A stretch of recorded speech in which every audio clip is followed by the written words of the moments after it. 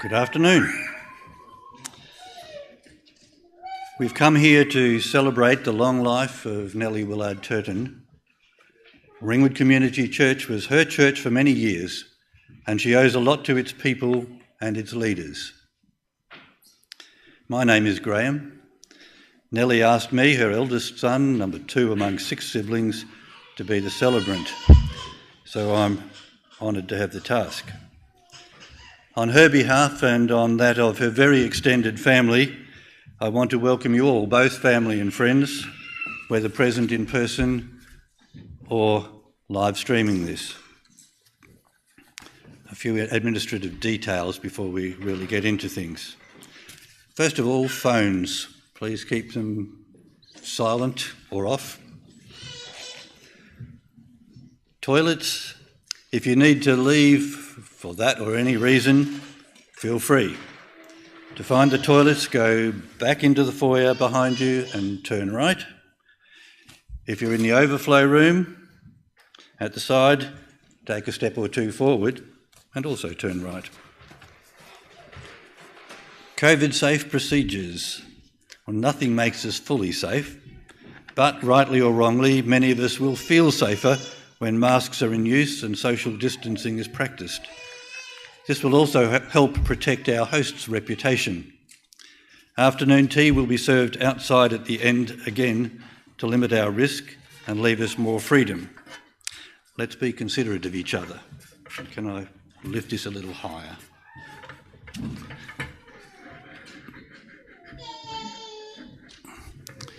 Not everybody likes scripted speaking. I don't really, but you prefer me, I assure you, to deliver scripted speaking. I will break off at times, just as I have right now.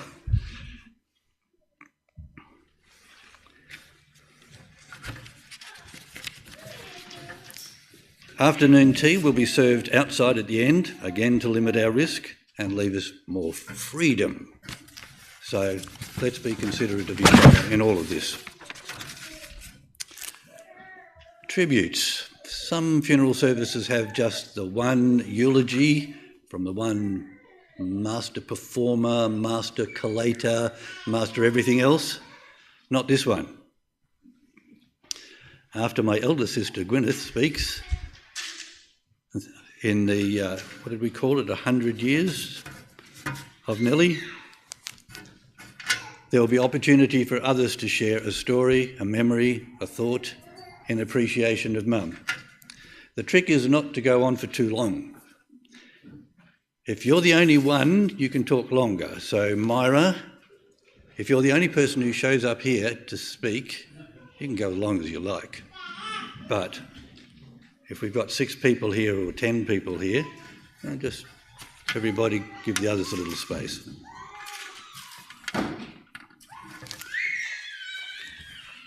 These candles out the front have a certain symbolism. When I extinguish the first of these candles, it represents the death of my mother in her physical body. But those of us who are Christians, or in many cases have various other religious views for that matter, believe that the person is not just the body. There is a person who was inside the body, has now left the body, and that this is what has happened with Mum. So the extinguishing of one candle represents her physical death. Leaving the other candle alight represents her continued life. We believe in heaven, in a much happier life than she had in the last 5 years in particular, but hey, happier than any other time of her life.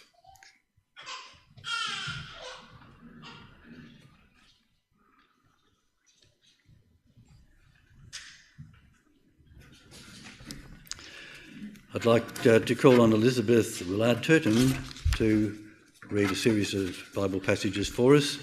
If you'd like to read along with her, they are in your program booklet.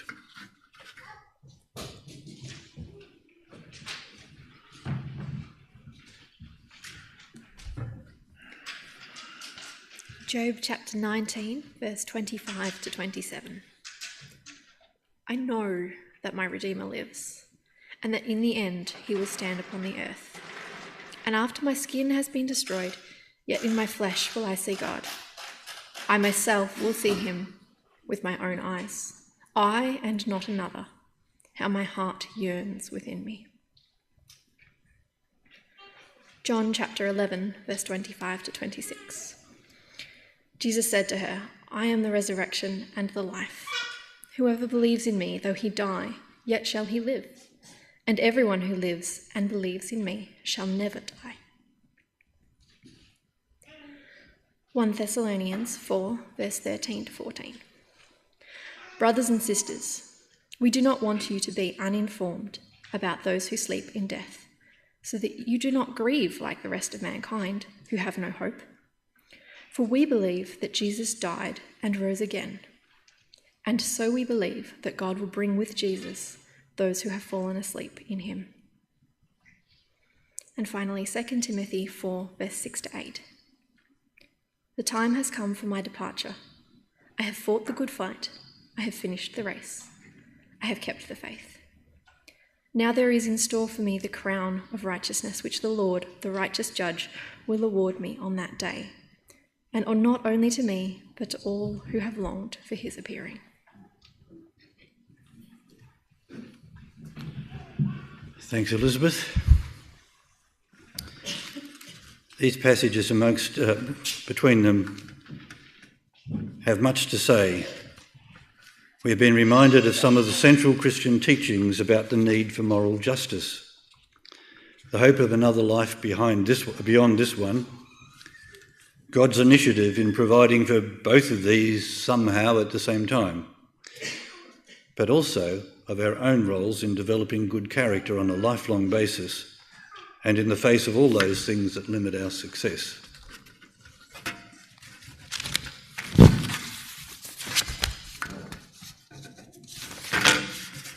I believe I have marked something up here.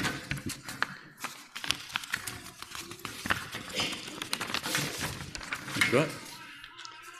Now I invite you to stand, sit if you prefer, and sing along with the recorded music. Our first song is the only one that Mum specifically asked to be included in the service.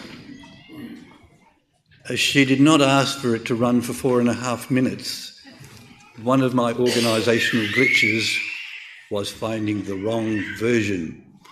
But it will help us to sing it. We'll certainly get the tune quickly and we'll have time to deliberate on the meaning of the words as we sing them. This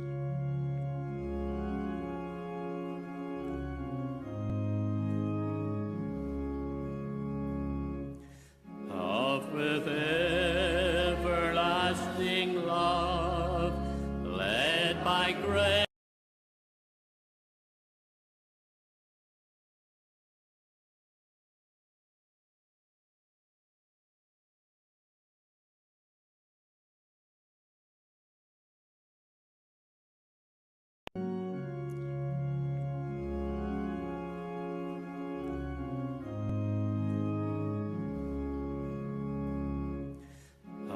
With everlasting love,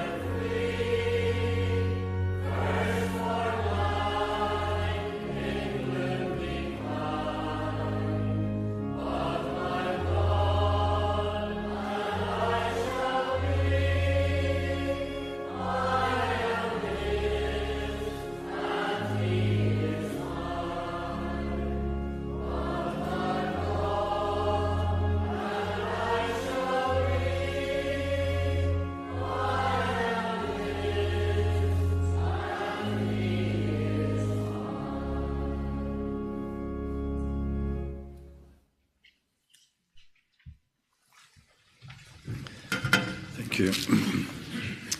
And now's the moment, Gwyneth Brooks. Number one child. Where are you? Can you come to the mic? Thank you. You haven't used that water yet. Can I have that water, please, Ken?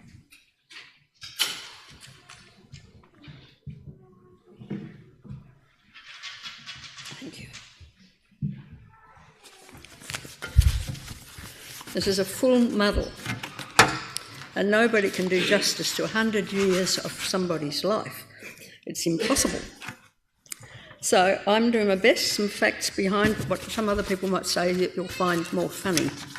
But anyway, so on the back of number 5 is the beginning of my message. In the auspicious year of 1921, Nellie was born in Newcastle on Tyne to Thomas and Annie Harbottle. There were aunts and uncles in the local area. I don't think Mum remembered much about her mother because she became ill after Edna was born and was in hospital and died when Mum was 5 years old and Edna 3.5. 2 aunties who never married lived with Nellie and Edna's father and helped to rear the girls. Right up to the last couple of years, Mum had incredible memories of not only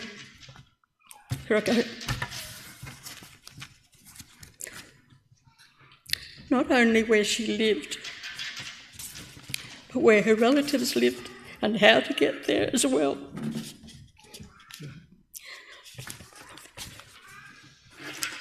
She remembers going up to the high street to buy watercolour paints with her birthday money at 3 or 4 years old, running messages to the same place, buying the meat, buying the milk, whatever it was, spending her threepence at the pictures and not telling a soul. She remembered exactly where she sat on her father's knee when he told her her mother had died. And she also remembered something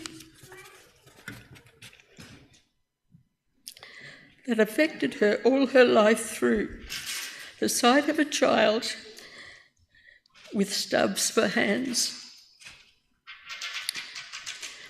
Mum started school in the local area of Walkergate. The school backed onto this great shipbuilding dockyards where her father worked. Because of her eczema, she felt shunned at school. In 1929, at age of 8, Mum's dad yielded to the pleas of her Uncle Jack and Cousin Teddy to migrate to Australia and take up a farm holding near to them. So they took the long sea journey from cold Newcastle to the scorching back blocks northwest of Rockhampton. Depression years meant that life was not easy, and I don't think she ate sweet potato for the rest of her life. As many migrants did, the family lived in very basic conditions. Milk from the cow, pumpkin and sweet potatoes seemed to be their mainstay. Mum and Edna were both sent to Callapa State School, which was 3 miles away. Sometimes they went by horse and sometimes walked. However, there was a creek to be crossed, and the waters could come up very suddenly, or an approaching storm meant head for home straight away. It was at Callapa that Mum's competitive streak was born. She had a rival for top spot. At Rockhampton High School, she continued her education, but it meant boarding with a family in town and only going home at weekends. It was here that her English teacher built on the love of poetry which her father, by reciting to her, and grandfather, by writing for her, had stimulated when she was about 7 years old. And she writes here, so some of Mum's poetry was published in what they called the International Poet Society or something or other like that. And there are a number of books that have her poetry in them. So she said, rhythm, metre, rhyme and figures of speech, especially alliteration, the music of the language and the vivid imagery fascinated me, and I started trying to write poetry myself. In my poetry, I try to glorify God and show my delight in his marvellous creation and point to the salvation he offers us through Christ.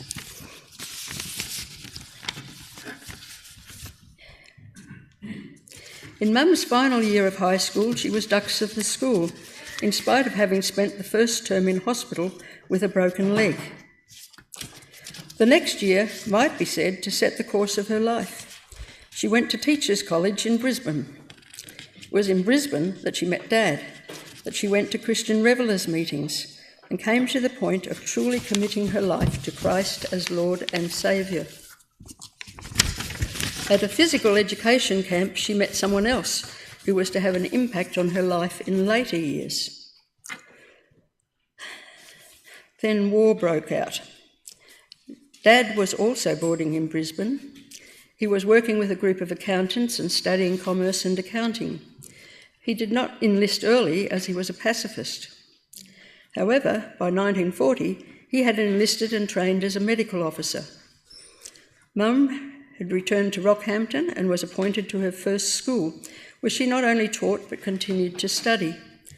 The letters began to flow between Mum and Dad. They did. It was not until... Mum had some interesting experiences at the 3 different schools at which she taught. One day she almost missed her train back from Rocky. Her mode of entrance? The window. Many days, pupils didn't come to school because of heavy rain and floods. Mr. Sinavius, with whose family she boarded, fell off his horse one day. Mum came across him unconscious, mounted the horse and rode for help. She was a young woman of great resourcefulness. She made her own clothes, baked, visited and helped others. Started a Sunday school. She's involved with the Young People's Crusaders group in Rocky, and for someone so shy, had a large group of friends. Right, get this right. It was not until April 43 that Dad actually proposed. And it was during this period of her life that most of her poems were written. After the proposal, the letters contained all their hopes and dreams: a house with an area large enough to hold meetings, a Christian university. There was lots of theological discussion and encouragement. When Dad was overseas, first in Palestine and North Africa and later in PNG, Mum would track down books for his studies, which he continued to do under difficult circumstances. I'm amazed at how nearly all the mail came through, including parcels and even Dad's violin. Okay, so then... I've lost myself. It was the day came, no, before that bit goes there. It was not until April 43 that Dad actually proposed. Okay, did I say that already? Yeah. Anyway, the day came when she was to be married, and friends gave her their ration cards to enable it to happen. But Dad couldn't get leave. He went AWOL. He was caught, and the wedding had to be cancelled at the last minute. He was demoted, and the wedding couldn't take place till February 45. So, in that period before they were married, it was the period of her life when most of her poems were written. After the proposal, the letters... I've said that bit, but it's all right. I'm mixed up. Don't worry. Can you work it out? If you can, that's all right.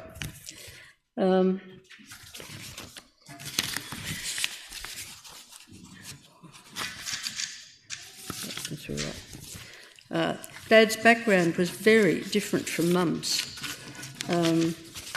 He came from a family that had more money, and he was more, perhaps, profligate with money, and Mum was very budget conscious. Now, I have a feeling that somebody else is going to say some of the other things that happened after this event, so I'm just leaving a couple of gaps there. In 1947, their first child was born. Mum was learning everything from scratch, and it seems she had one very enterprising daughter to deal with. Then, 17 months later, Graham, then Darryl.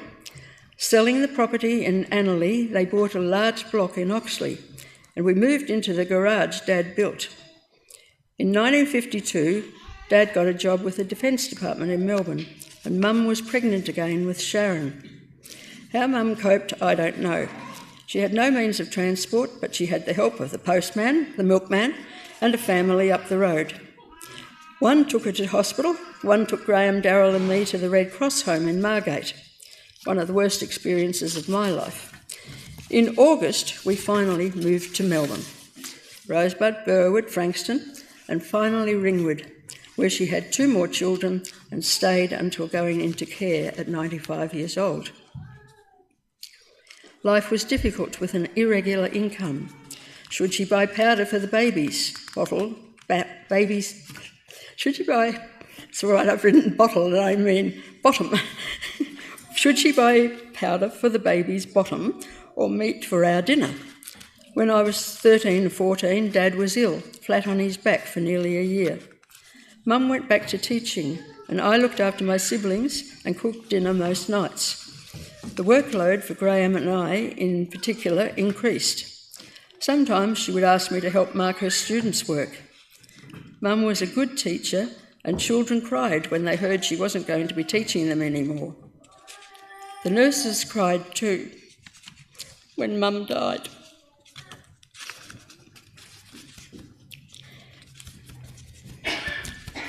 She was so feisty, said one, but at heart she was a gentle, loving, compassionate person.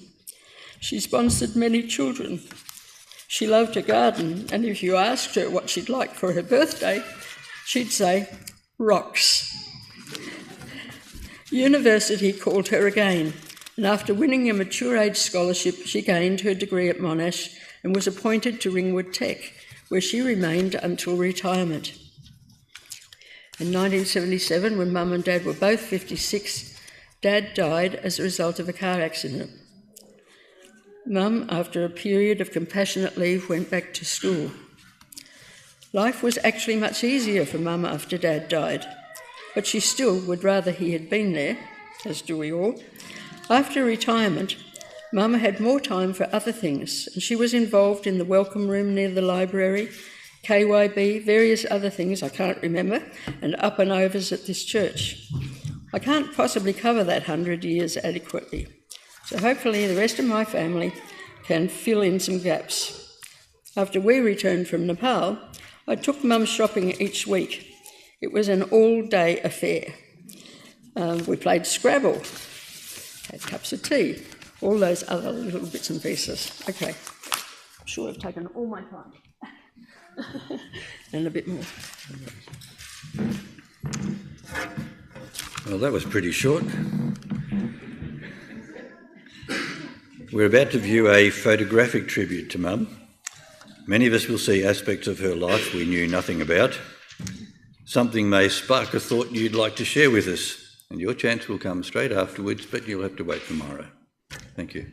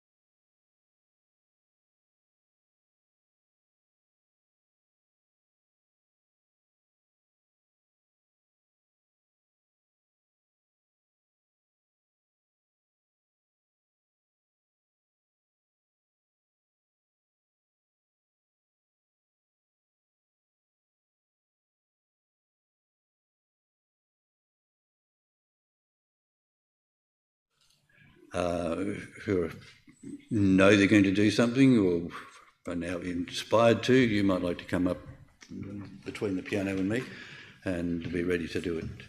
But Myra.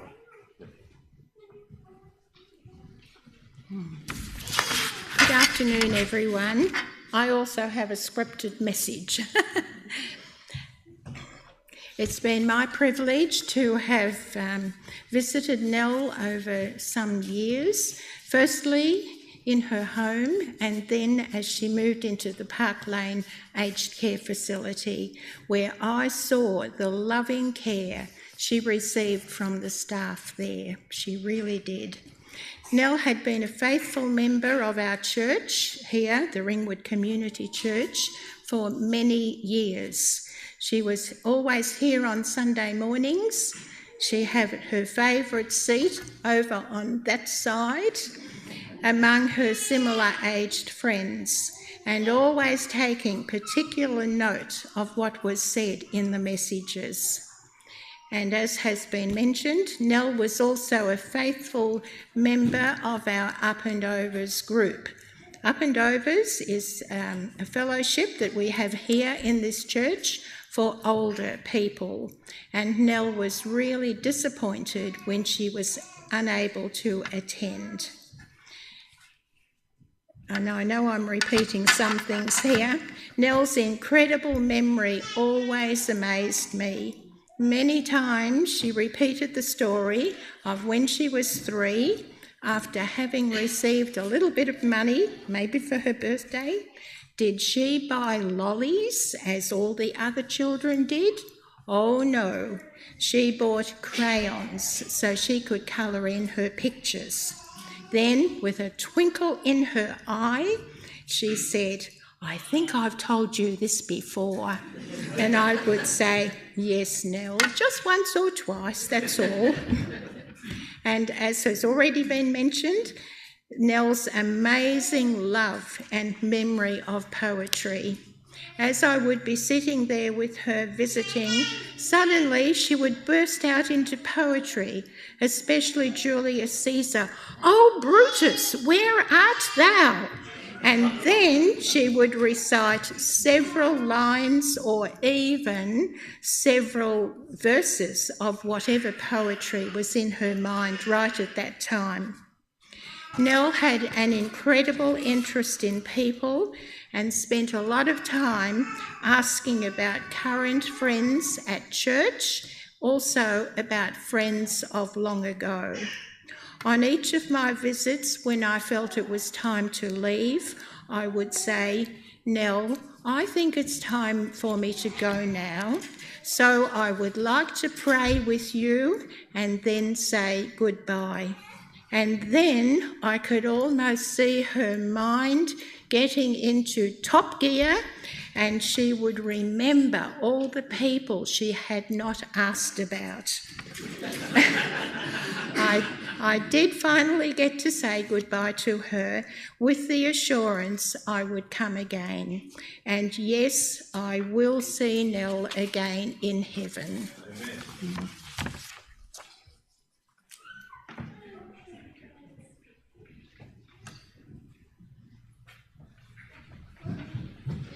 Yep. So the pictures.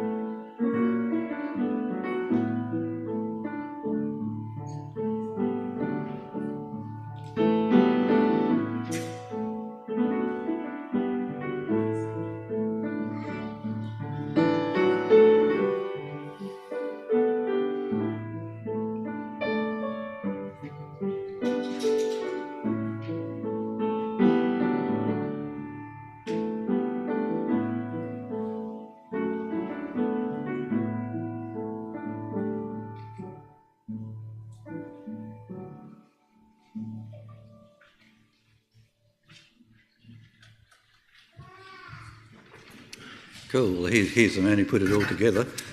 Philip, one of the grandsons. I did say I wasn't going to speak because I'm pretty bad speaking at funerals.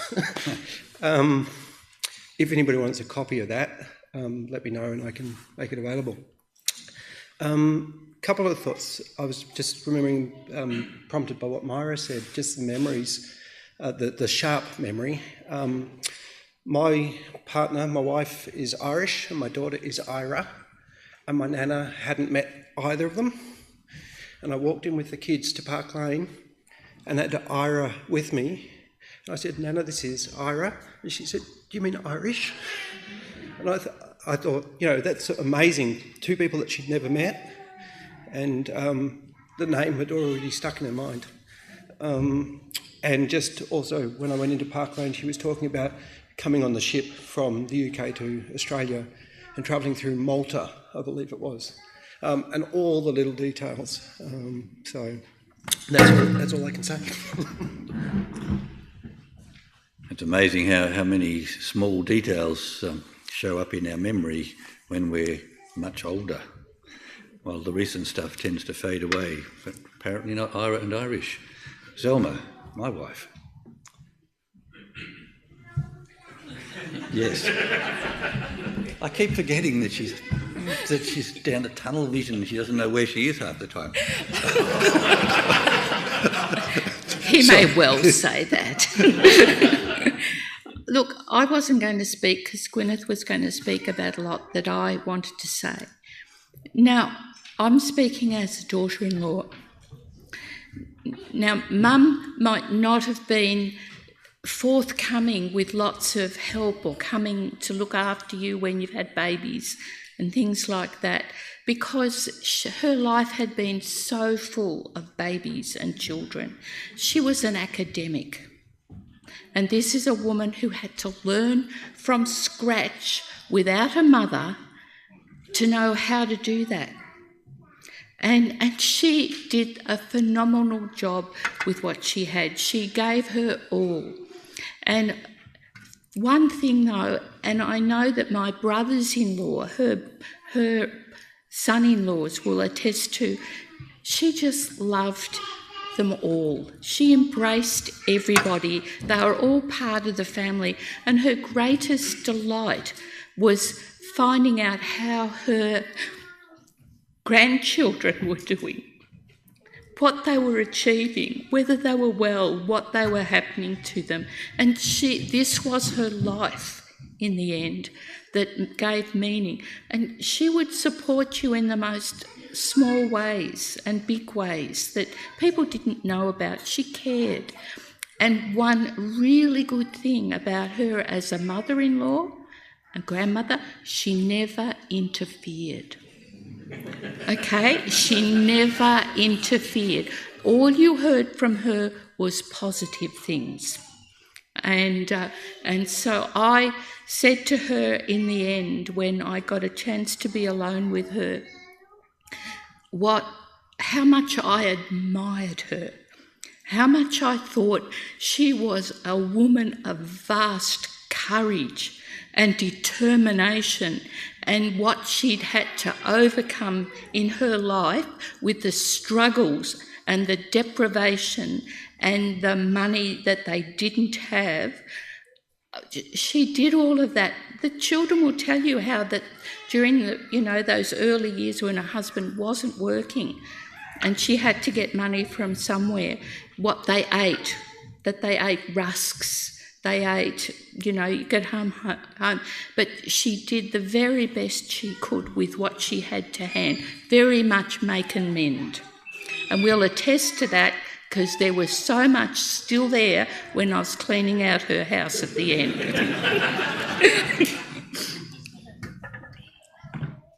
Thanks, Kate. Somebody else? Elizabeth? I've just got a couple of kind of silly little memories, but I remember the day that I was finally taller than her, and so she got me to reach up to the shelf in Woolworths and get the alfalfa sprouts down. And I remember that she would always, lunch was 1 o'clock, and I had an argument with her about that one day. I was convinced lunch was 12, so we compromised and we had lunch at 12:30. And she would always have 2 pieces of toast with salad between it, and that was her salad sandwich that I remember her eating for years. That was lunch. But I also remember the way she would just completely lose the capacity to speak when something tickled her fancy and she just sat in the chair and laughed. So those are just some memories of my grandma. Thank you.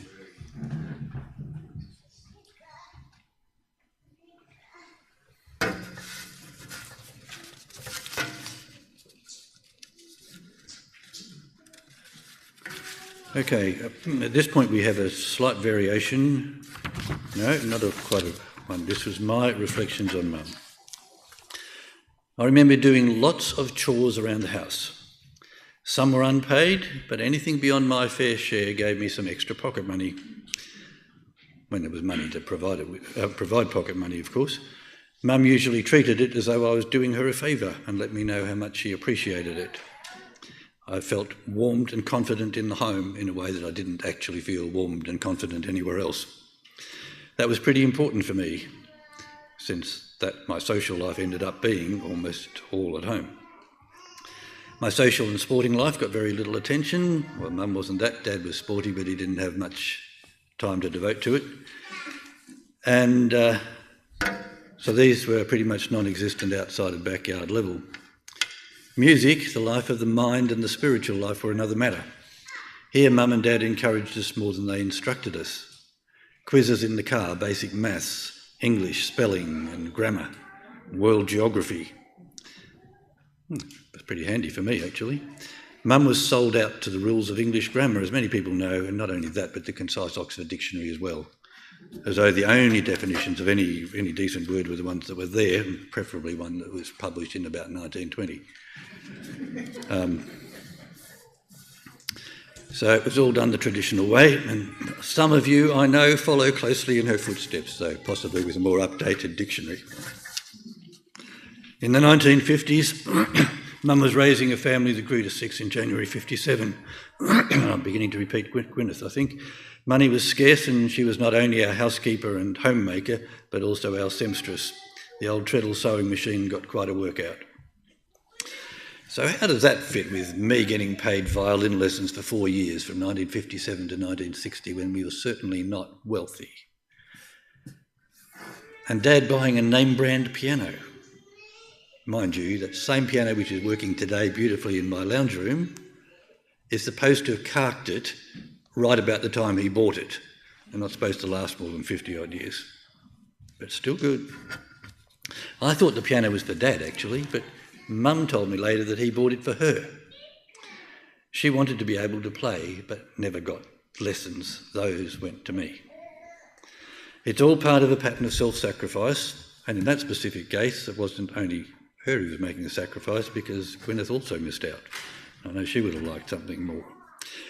While Mum dabbled in art and music, didn't sound like it the way Gwyneth was talking, but I guess I didn't see anything much of that. She devoted herself to gardening, a space where she gave herself free rein to develop the beauty around her. Well, after the boys left home, she felt free to ditch the cricket pitch, which is a shock to me, and finish converting the grounds of her home to garden and walking trails, or perhaps jungle trails if you prefer. Dad claimed that Mum's mind was superior to his. Actually, I just saw his record of passes and fails and things like that at uni in the period between around 1940-ish and 1950-ish, and it wasn't that flash. It wasn't any better than mine. Yep. But of course, superior mind, it depends on how you judge it. When I started uni in '66, Mum and Dad both went back to uni as well. Dad claimed that they were going to give me a run for my money, and they went to the same uni. Dad was only looking for passes, and anything better was a bonus. Mum chose to study ancient history and ancient Greek. She's teaching English and history, but why? Puzzled me, but still they do teach ancient history in schools. She worked hard, memorised lots, and duly got better marks than either Dad or me. Dad was proud of her achievements. You might think that Mum was actually, from things Gwyneth said, things I've said, playing the classic subservient woman role, giving up everything for her man. That's only partially true. She and Dad were both serious students of the Bible. He seems to have been a touch more theological in approach, and she a touch more devotional. But they saw eye to eye, and the New Testament teaches mutual submission, not male domination. The wife is to respect her husband. In an arranged marriage, that makes sense if you'd have any peace. For him, the challenge is he is to sacrifice himself for his wife and to love her. Much bigger task. Well, depends on who the husband is, I suppose. Mum loved him and defended him when he came under public attack, as he did very occasionally. Any disagreements they had were dealt with in private, not in front of their children. Certainly I was never ever aware of any disagreement, but I'm sure they must have had them. And I never heard any complaint from her when his schemes backfired and put them behind again financially. Sometimes it must have felt like pushing rocks uphill, but she was persistent. She pushed until the rocks rolled down the other side. Mum started her life in something close to poverty in Newcastle-on-Tyne. She lived in poverty through the Great Depression. Life improved and she got a full high school education and gained the early stages of a tertiary education. She put up with working for a fraction of the salary offered to a male doing her job. She coped with the Second World War and being for many years a hard labourer in a single income, uncertain income family with 6 kids. After Dad died in 1977, she set to work paying off the mortgage and added a couple of squares to her 10-square cottage. Those of us who live in 18 or 25 or some other huge mini mansions, the 10 is pretty small. 4 boys in 3 metres by 3 metres. The girls, they did slightly better, but only slightly. She could have turned it into something more modern. She had the money to do it. But she chose to live more frugally, as she always had. Money was saved for a rainy day and kept to support a range of missionary and charitable causes. Mum offered us ideals and example. In my experience, she was slow to see our faults and quick to recognise the good in us. That's a pretty good example. She provided financial support for her adult children when in need. Not all of us can do that, but good when you can. She took pleasure in our children, grandchildren and great-grandchildren, as we've heard from Elizabeth and Zelma and others. That includes some who are outside the bloodline, but since when does that matter? Her attitude is mine too. It doesn't matter. Zelma is keen. Zelma's point she's already made. Sorry, leave that out. Mum often came across as a shy introvert, but for those of us who are, she still put herself out there and stood her ground when required. Introverted we may be, but we have to be able to do that. And when required, but also when not required, like the time when she threw a slipper at one of the Park Lane staff who was trying to help her. I think that's the feisty bit that I heard about before. I hope she apologised after that one. She did on a number of occasions in Park Lane. So what will I remember Mum for? Well, lots of little things, like being asked to sing Sari Murray for her or to play Jacquin John Peel on the piano. But the big things are her consistent love and commitment to all of her children, her warm welcomes to Zelma, our family and me, never complaining that over 50 years we lived so far away and saw her for only a few short visits each year. And from 1977 till the 25th of March, she had to deal with loneliness without Dad, and most of it without anybody else living in her house. The last two big things, her mix of modesty about her own capabilities, but confidence in her information and judgment. Finally, her Christian faith, where she remained steadfast to the end. At this point, we'll move to the song, How Deep the Father's Love. This is a more contemporary song and expresses a great deal of what she believed about God and what she felt about God, because the feeling was certainly as important as the thinking and believing.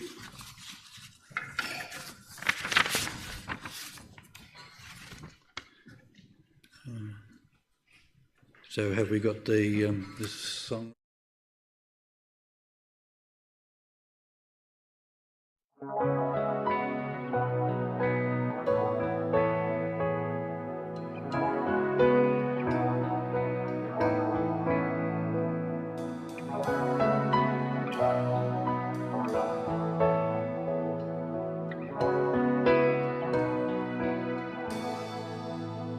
How deep the Father's love for us, how vast beyond all measure,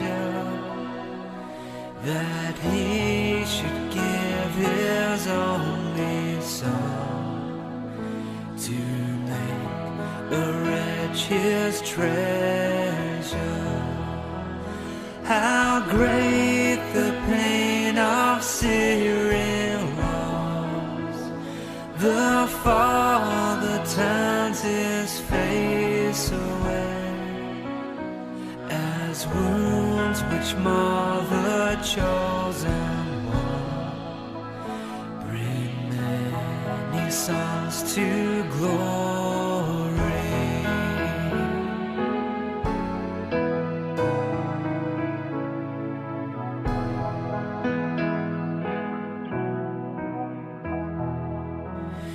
Behold the man upon a cross, my sin upon His shoulders.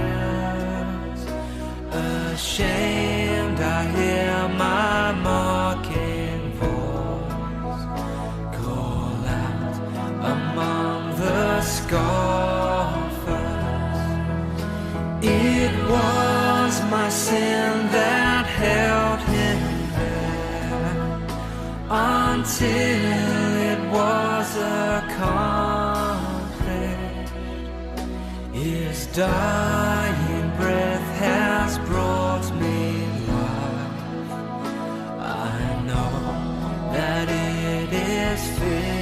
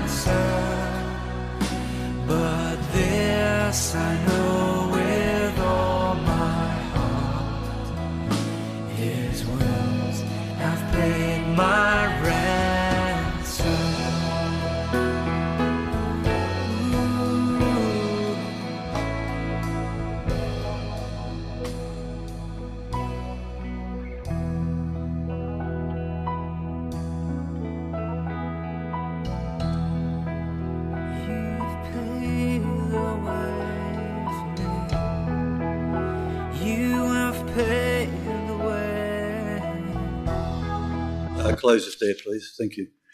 An instruction I hadn't passed on. Let's have a seat. Thanks. And I didn't bring the little clicker with me either from the back, so if you could just switch the frames of the poem when we get to it, as I complete my readings of them. Mum wrote quite a few poems, as you've heard, and we have copies of quite a few of them. She wrote poems to farewell her daughters and their families as they left on missionary service. She wrote rather delicately of her romantic response to someone who can only have been Dad. She wrote quite a few poems responding to the beauties of the natural world, seen as God's creation. She never separated the two out. Often she focused on the central ideas of New Testament Christianity. In this, we respond to God's love for us, yes, but we are freed to do so because our own imperfections, our sins, whether they seem small or large, are covered by Jesus' sacrifice of his own life. I'd like to read to you one of her poems, stopping occasionally to comment very briefly. You'll find the text inside your celebration booklets, and for the people watching by streaming service, you'll find it on the screen. So this one was written in 1961, when Malcolm would have been 4.5 years old, the youngest child. Entitled Reality. Seeking truth, ever seeking without rest, till at last I find in Jesus the final answer to my quest. Well, early in life, she found her answer to that quest in Jesus, but she kept on seeking more truth about lots of things, some of them theological, some of them not. And she even surprised me with one of her beliefs, which was not classical Christianity at all, when I was chatting with her about 10 years ago on that subject. We might be surprised about what she ended up thinking.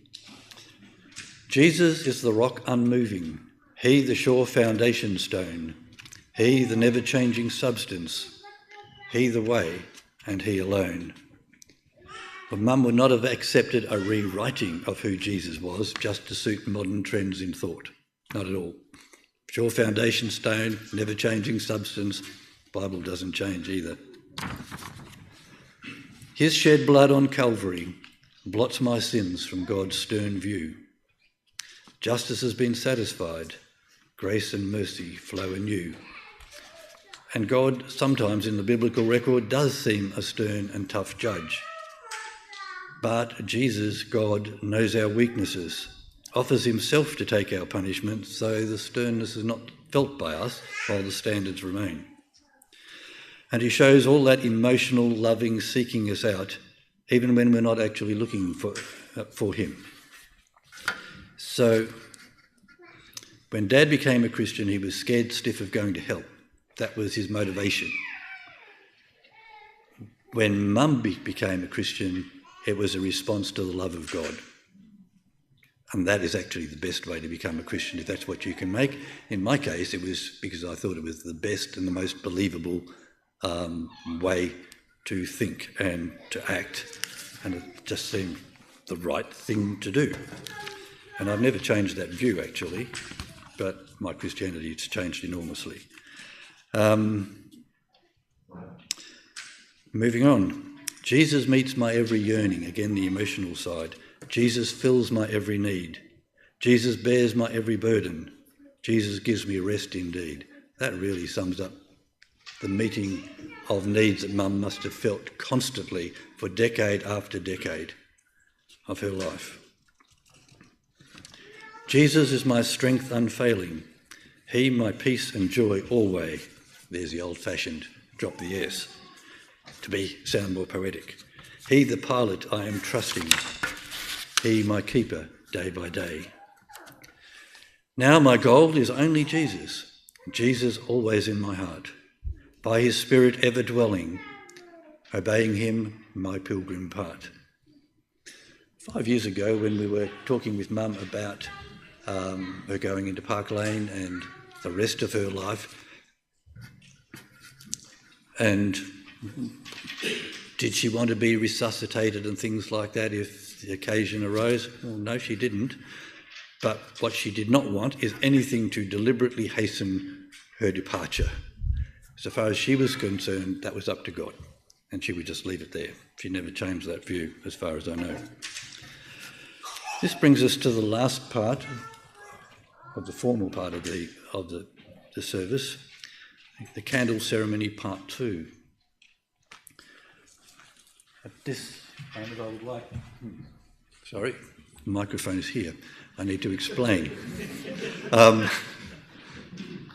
going to relight that first candle, and two candles will shine brightly again. The point is that Mum's new life is a better life, a brighter life, a more intense life, and she is expecting, as we saw in earlier material in this service, to be given a new body later when God decides to wind up the show here.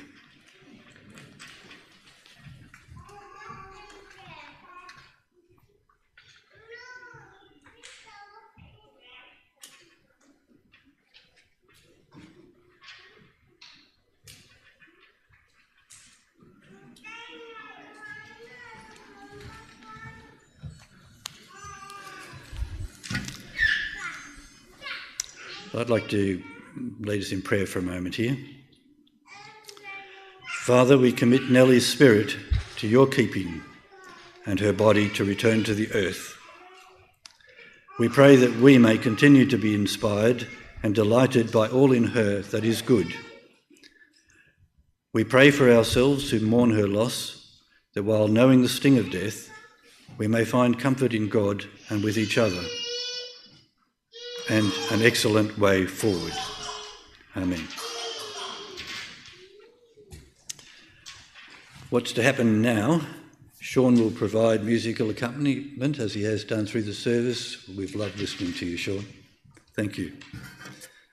As he plays, the bearers, all of them, either Nellie's children or grandchildren, will come forward to accompany the coffin out to the hearse. Others have a choice. Sean will provide quiet background music inside, while some of us mingle in here for a few minutes. Others may follow the bearers outside.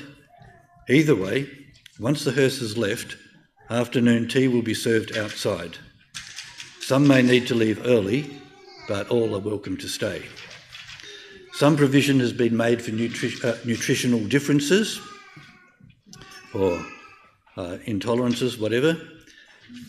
The sweet biscuits are a reminder of the typical hospitality Mum offered in her home.